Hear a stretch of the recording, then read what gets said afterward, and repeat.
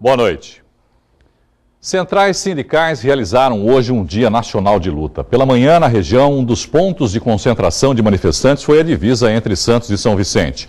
O trânsito ficou parado por mais de 3 horas.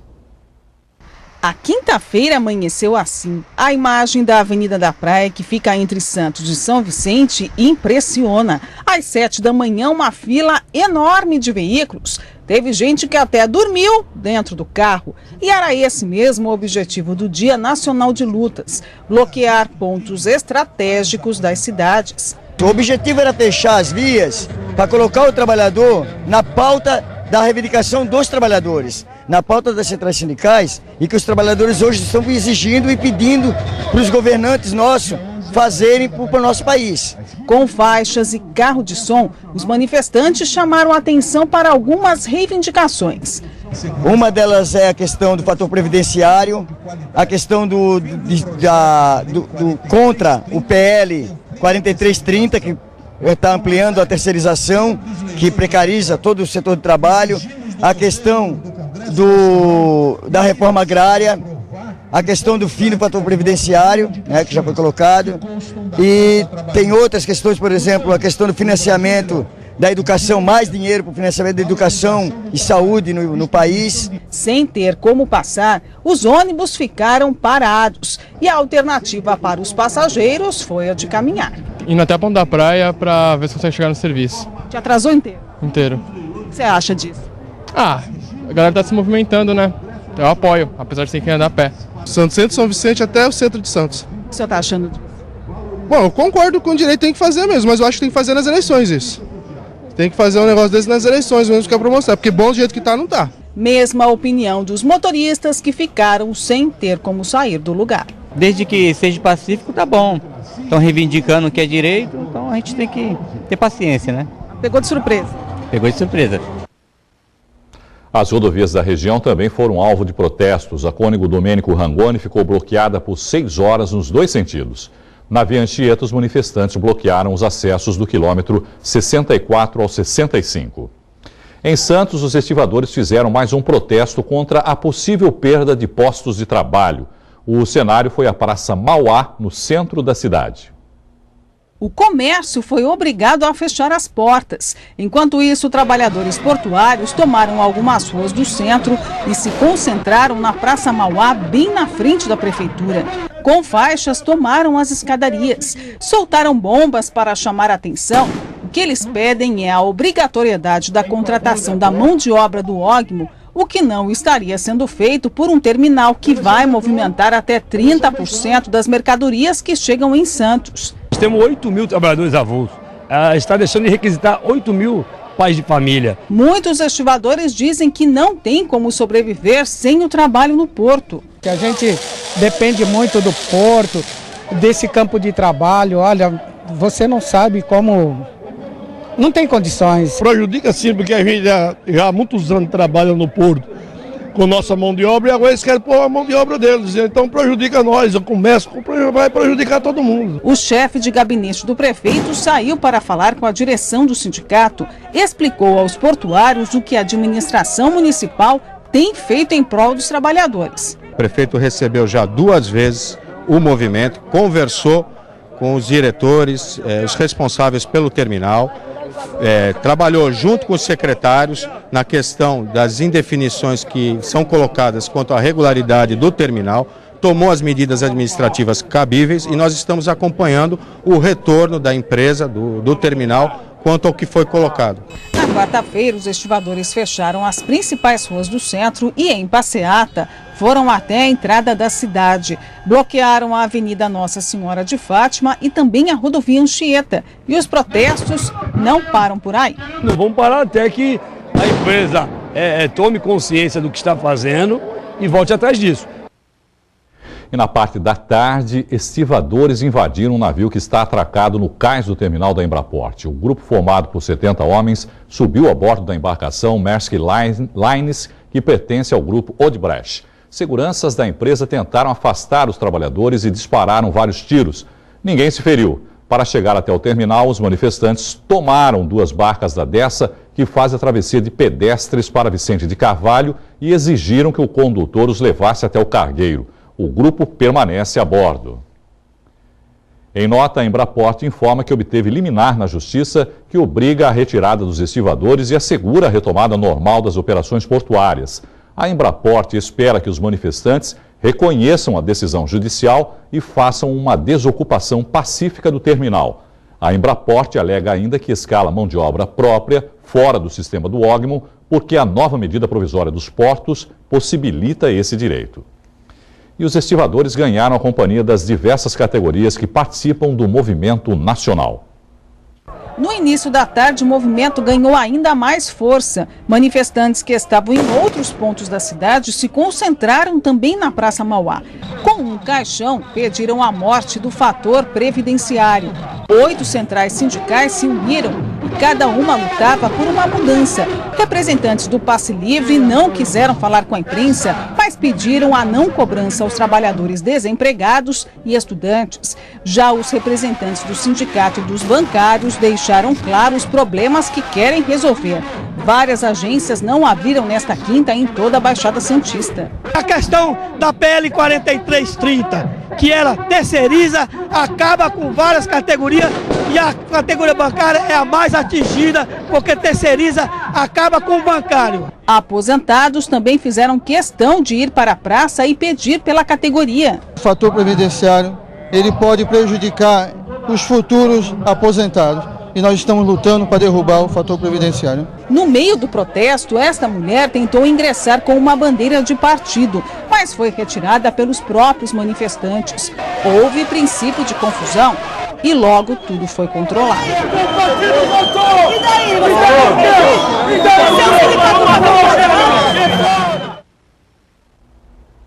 Em São Vicente, os servidores municipais também protestaram. Nós fizemos uma pacífica paralisação de 15 minutos e vamos entregar uma pauta para o prefeito das reivindicações, da pauta de reivindicação deste ano, que ainda não foram atingidos os nossos objetivos, e já preparando a nossa mobilização para a campanha salarial de 2014.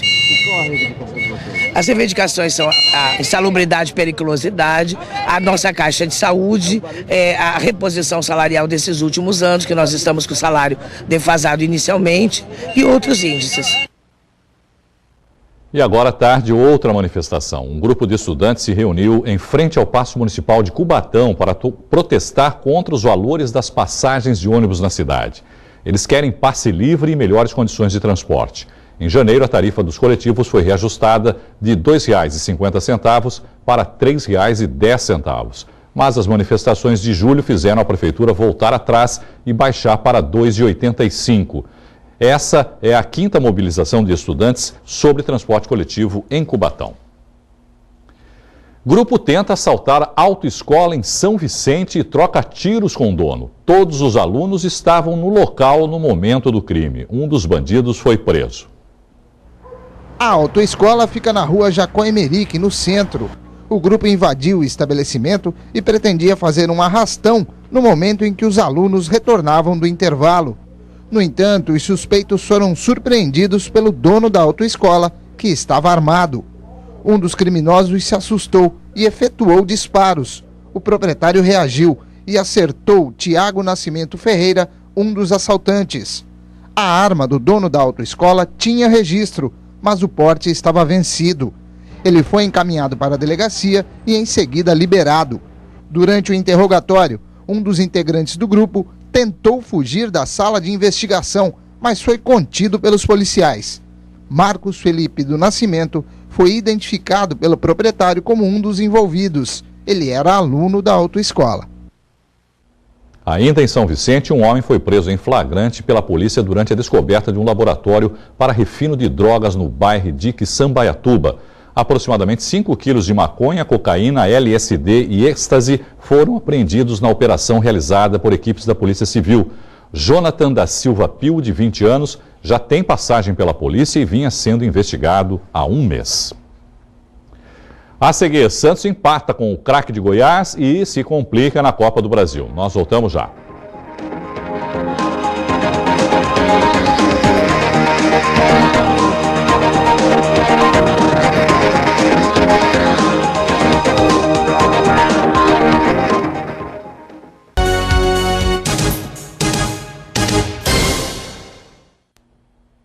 Santos tropeça na Vila e empata com o Craque. O resultado pode complicar o Peixe na Copa do Brasil. Aos 39 minutos da primeira etapa, o Santos abre o placar. Leandrinho arrisca o chute de primeira e marca um bonito gol. Mas aos 21 minutos do segundo tempo, os goianos empatam. Washington cruza e Benhur, de cabeça, desvia para as redes. Final na Vila Belmiro, Santos 1, Craque 1. O jogo de volta está marcado para o dia 24, na cidade de Catalão, em Goiás. O empate sem gols classifica o Craque. Pelo Campeonato Brasileiro, o Peixe volta a campo neste sábado contra a Portuguesa. A partida vai ser realizada na Vila Belmiro, às 6h30 da noite. Para analisar o empate do Santos e os principais jogos da rodada, nós recebemos aqui no estúdio o comentarista esportivo Ricardo Pérez. Ricardo, boa noite. O Craque pode complicar o Santos no jogo lá em Goiás, você acha, Ricardo? Boa noite, Irineu. Com certeza sim, né? Um time que vinha subestimado. Eu acho que o Santos ontem passou por uma ressaca de vencer um clássico, né? Depois de você vencer um time grande como o São Paulo, acho que inconscientemente o time entrou para jogar com o Craque, esperando que fosse ganhar com facilidade. Já do outro lado vem um time que não tem muito brilho, mas que vem aproveitando a oportunidade de um jogo ser transmitido para todo o país. E eles entraram, como se diz na gíria, solando de língua, com muita vontade, um time organizado, um time que surpreendeu, e a coisa se complica para o Santos, porque se aqui o fator campo não foi beneficente para o Santos, talvez lá seja bastante significativo para o time do Craque. Agora o Santos perde mais 2 jogadores definitivamente, o Rafael e o Felipe Anderson foram negociados com times da Itália, né, Ricardo? O Santos basicamente nesses últimos 2 anos se desfez de mais de um time, mais de 15 jogadores foram vendidos, né? O Rafael é um goleiro de nível de seleção brasileira, um goleiro que acho que debaixo do gol, poucos no Brasil são tão bons.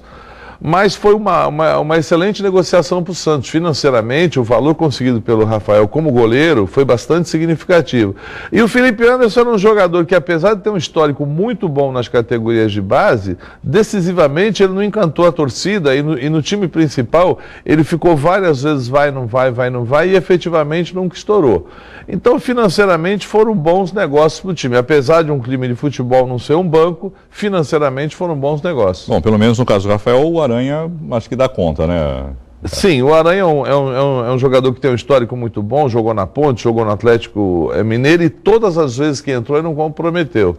E eu acho que é uma posição que o Santos está bem servido. E o Felipe Anderson, a gente não pode nem chegar a dizer que ele era um titular do time do Santos, porque ele nunca se efetivou nessa situação. Bom, pelo Campeonato Brasileiro, São Paulo perdeu mais uma em casa, 2-1 para o Bahia, de virada. E o Paulo Autuori foi confirmado como novo técnico da equipe, Ricardo. A torcida do São Paulo queria o Muricy, mas parece que os padrões financeiros salariais do Muricy são muito altos e o São Paulo não aceitou isso. O São Paulo vem vivendo uma situação... Mas não era unanimidade na própria diretoria também. Existiam pessoas da diretoria que não eram a favor do Muricy e o Paulo Autuori não estava recebendo no Vasco e eles resolveram contratar o Paulo Autuori, que tem um histórico de já ter sido campeão mundial pelo São Paulo. A torcida várias vezes gritou Muricy, mas Irineu, você sabe que futebol é cíclico, né? Esse mesmo técnico que hoje a torcida São Paulina pedia, há 3 anos atrás, 4 anos atrás, era vaiado. É verdade. Vai depender tudo de desempenho, né? Se o Autuori chegar e reverter essa situação, pronto, né? Esquece o Muricy, senão... O futebol você sai do céu para o inferno e vice-versa, não está lá de dentro. Senão daqui a pouco vai ouvir coro de Muricy na orelha também, né? Exatamente, já, né, Ricardo? Exatamente. Bom, para a gente finalizar pela Libertadores, o Atlético Mineiro conquistou uma vaga para a final da competição. Não era impossível, a gente sabe disso, né? Mesmo tendo perdido por 2-0 para o Newell's Old Boys, lá na Argentina. Mas era um jogo difícil. E foi realmente uma partida cheia de emoções, na verdade, né, Ricardo? O Atlético Mineiro está escrevendo uma história épica nessa Copa Libertadores, com vitórias difíceis, pênaltis defendidos nos últimos instantes, como foi na última fase. Ontem não foi diferente com o New Old Boys, conseguiu um segundo gol nos minutos derradeiros de jogo e depois foi ganhar nos pênaltis. Enfim, o Atlético está, como a gente diz na gíria do futebol, com sorte de campeão. As coisas estão acontecendo para o Atlético, seja com facilidade ou com dificuldade, mas elas estão acontecendo e virá para a final com o Olímpia do Paraguai, que é um time que já tem 3 títulos. E esse Olímpia do Paraguai? É um outro time que tecnicamente não é grande coisa, mas muitas vezes na Libertadores a técnica não aparece muito, a técnica é sobrepujada pela raça, né? É um time mais determinado do que técnico, apesar de ter alguns jogadores de bom nível de seleção, no caso da seleção paraguaia, e final de Libertadores tenho certeza que vai ser um jogo muito mais na raça, na vontade, do que na técnica. Eu, como brasileiro, vou torcer para o Atlético ganhar a Libertadores, porque é um time que nunca conquistou e seria mais um na galeria. Só para confirmar, 2-0 no tempo normal, que era o resultado que o Atlético precisava pelo menos para ir para os pênaltis. Isso. E depois nos pênaltis, acho que foi 3-2. Foi 3-2, o Atlético perdeu. E o goleiro defendeu de novo o pênalti, do Atlético. Isso. Dois pênaltis para fora. Um defendeu, outro foi na trave, se eu não me engano. E no final ele defende um do Max Rodrigues. Esse aí é do Max Rodrigues que termina. Foi 3-2 para o Atlético. O Atlético perdeu 2 pênaltis e o New Old Boys perdeu 3. Ricardo Pérez, muito obrigado mais uma vez pela participação conosco e uma boa noite para você. Boa noite, Irineu. Um prazer estar aqui com vocês. Sempre que precisar, estamos à disposição. Obrigado.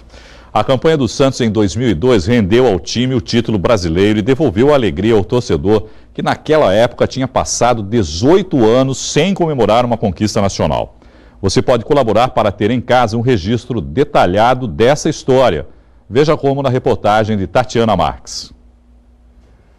Há 15 anos, este jornalista se dedica ao esporte. Paulo Rogério já conviveu muito com os jogadores do Santos e agora decidiu retratar os bastidores de um dos campeonatos que fizeram história no time. O Santos estava 18 anos sem ganhar um título de expressão.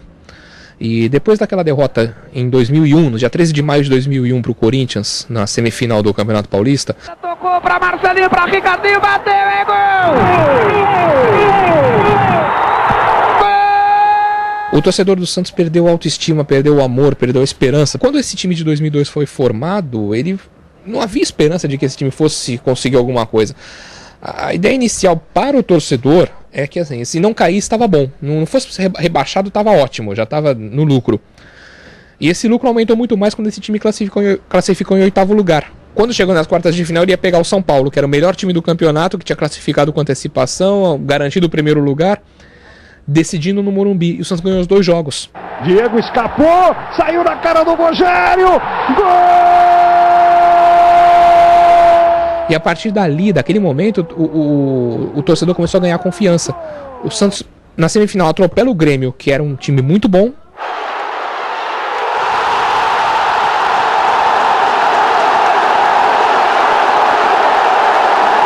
E vai para uma final com o Corinthians, ainda com aquela lembrança de 2001, e vai e ganha os 2 jogos.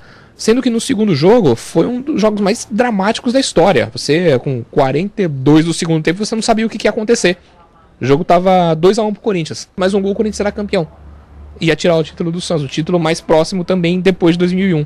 E é quando o Elano vai e empata o jogo. Pintou o gol do título, atenção na Veiga, invadiu, cruzou na boca do gol, fechou o Elano! O Léo vai, finaliza e o Santos vence por 3-2 e levanta a taça finalmente.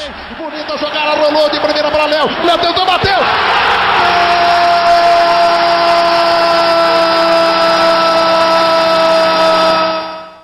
Tudo levou 4 anos para ser contado.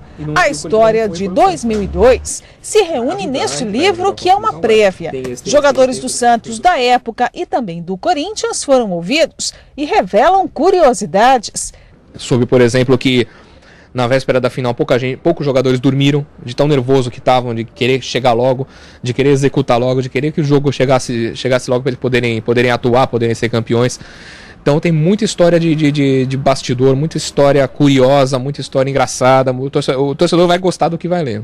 Mas para o lançamento é preciso apoio. Esse é um modelo novo de colaboração coletiva, né, que é multiplicado pela internet, né? E no Brasil tem um representante mais conhecido dessa ferramenta, que é o Catarse. E a gente construiu um vídeo para as pessoas visitarem lá no site do Catarse, e uma campanha para que os torcedores do Santos e os amantes de literatura de futebol possam tornar realidade esse projeto. Só que isso tem um prazo. Nós temos aí quase 60 dias para conquistar a viabilidade do projeto. Então eu estou convidando as pessoas a visitar o site do Catarse, xeretar lá o livro 2002 do Paulo Rogério e tornar a realidade que foi esse título agora, que tenha o livro reportagem sobre essa campanha. Depois do intervalo, tem dicas de lazer na região. Tem festa do Morango em São Vicente e teatro de graça em Cubatão. Nós voltamos já.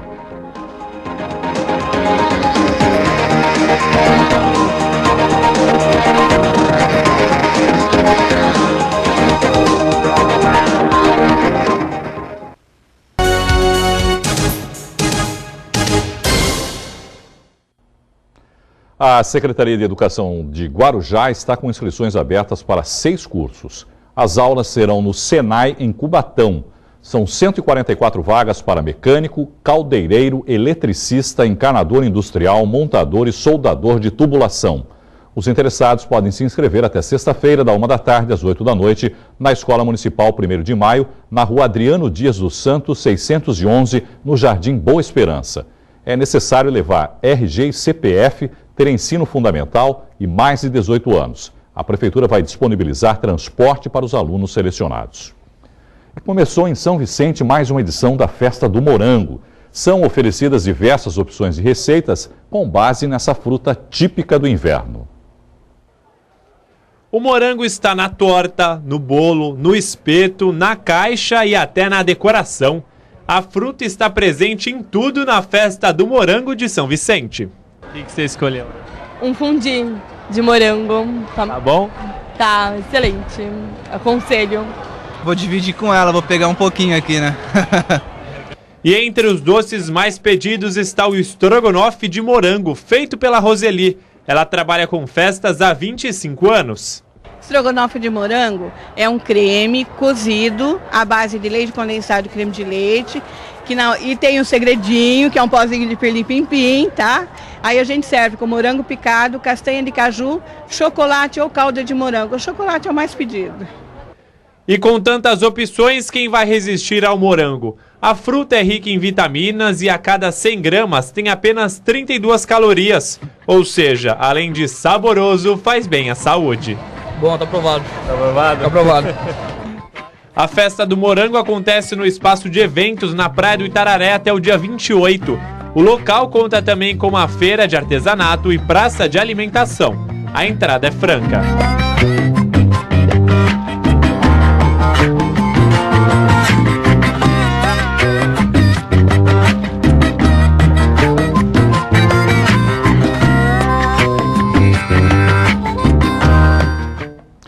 Do Morango para o teatro. Em Cubatão tem Teatro do Caos.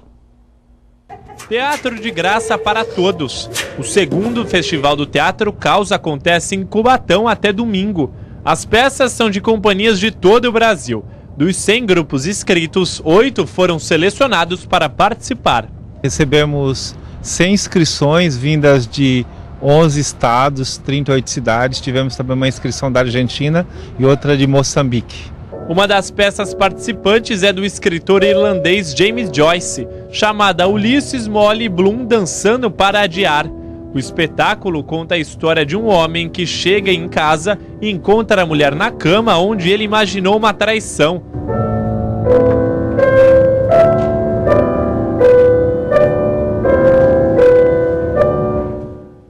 E o diferencial da peça foram as intervenções no meio da cidade. Depois de alguns minutos no palco, os atores encenaram parte do espetáculo nas ruas. E ele muda de assunto. E eu falo que eu tô vestido assim porque eu venho no velório do... Inusitado, né? Você não sabe o que vai acontecer, isso dá um pouco de aflição, mas é legal. O Festival de Teatro do Caos segue até domingo. Os espetáculos começam às 8 horas da noite com entrada franca. O Teatro do Caos fica na Praça Coronel Joaquim Montenegro, no Largo do Sapo, em Cubatão. Encerramos com a peça Falecida, que é um espetáculo nosso, eleito o melhor espetáculo do litoral interior lá pela Cooperativa Paulista de Teatro, e hoje diferente, né? Aqui saímos para a rua, o povo falava, quer protesto? Aquela multidão, e era teatro, não era protesto. Era o teatro indo onde o povo está, na rua, na praça, bem bacana, diferente esse espetáculo. Ótimo para a cidade, ótimo para as pessoas, para os artistas que podem mostrar o seu trabalho, e a cidade de Cubatão está de parabéns mais uma vez. A edição de hoje termina aqui. Você continua bem informado acessando o Santa Portal. Amanhã as primeiras notícias chegam às 8 horas no Jornal em Foque com o Francisco Laescala. À 1h15 tem o Redação Regional e à 1h30 o Painel Regional. Nós nos vemos amanhã às 7h30 da noite. Eu espero por vocês. Obrigado pela companhia. Até amanhã. Tchau.